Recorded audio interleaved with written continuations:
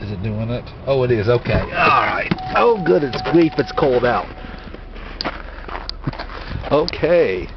We are in beautiful Cawker City, Kansas, where I have come to install a young man to be the master of the lodge. We're here about 40 minutes early. It's been quite a trip from Topeka. My belt broke. I'm wearing suspenders from the uniform. Oh, okay.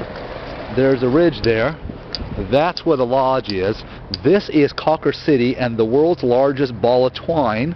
In 1988, it had a circumference of 40 inches and 40 feet, circumference, 40 feet, 30 inches. And it weighs 14,687 pounds. There it is. Okay. Started in 1953. Alright. Well, the young man who is the incoming master should be on his way. He lives in the next town over.